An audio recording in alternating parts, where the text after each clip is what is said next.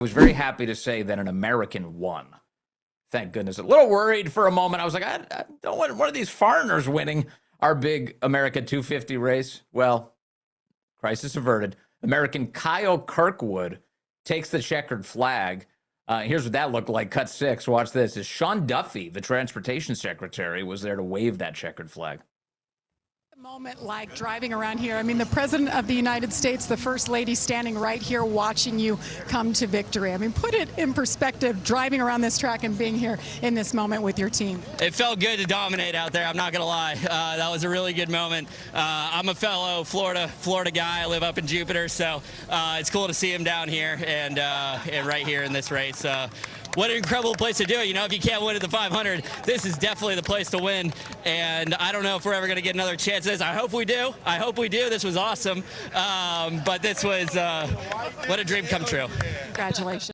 Isn't that cool? That's cool. I like that. He's just very happy about what he achieved. And he did it in front of his country, and he's an American. And he also mentioned, he's like, I'm from Florida, too. I'm very close to Donald Trump at Mar-a-Lago. I'm at Jupiter. Which is cool. He's practically neighbors with Donald Trump and, let's see, Dan Bongino and who else? Don Jr. Who else? Producer Josh. He's like neighbors with all these guys. Josh was telling me about all the family connections and that his dad's over here. And I know that place, and it's pretty cool. So Kyle Kirkwood, big victory, and very proud of it. God bless him for it. Very cool to see. And anyway, it was a great race. It was I was watching it yesterday throughout the race, and I thought, man, this is just the neatest thing ever. I'm so glad that they put all this together. Now, you and I may think it's wonderful, which of course we do, but of course, leave it to the left to try and crap on it. Adam Schiff yesterday, the watermelon-headed liar in the United States Senate, he came out with a statement on the subject yesterday. He was upset about Trump waving the green flag. Here he is. Dude, I love that Trump just keeps waving the green flag on Adam Schiff's tweet.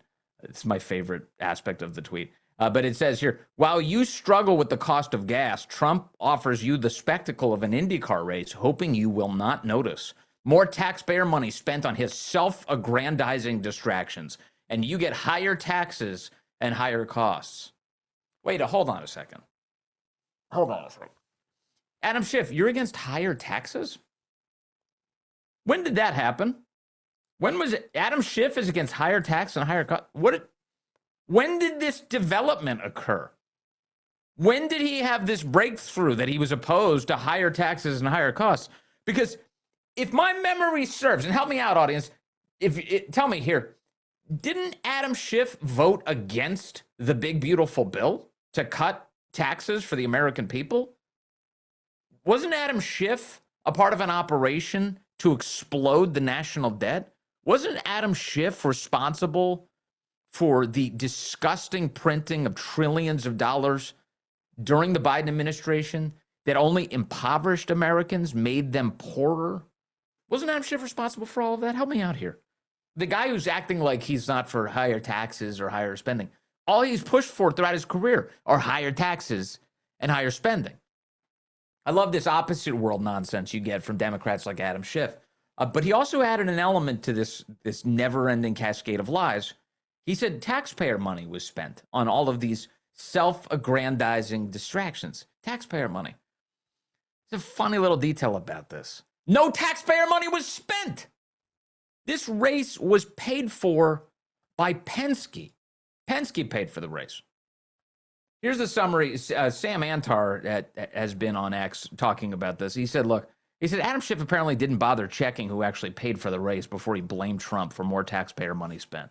Penske paid the vast majority of the Freedom 250 costs. Private sponsors covered more. Penske says it took no federal money to produce the race.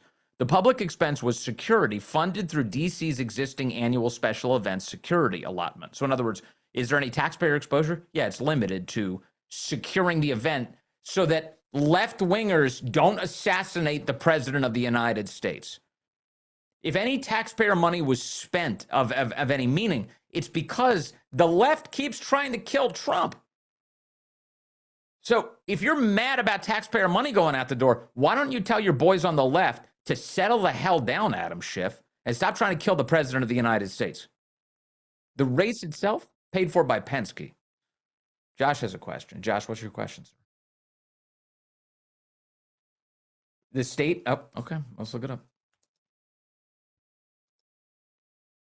Okay, so Josh asks, what's the state income tax in California? And the state income tax gets up to 13.3%. 13.3%. The standard top rate is 12.3%, and then they got a millionaire tax totaling 13.3%.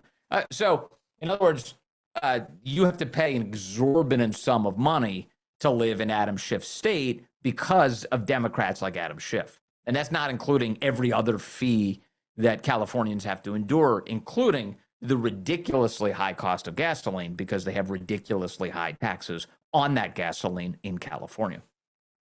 That's the state of play in Adam Schiff's California. So continuing here with Sam Antar, he says, look, the public expense was security that was funded through DC's existing annual special events allotment.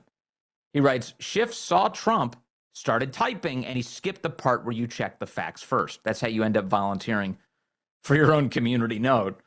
I love I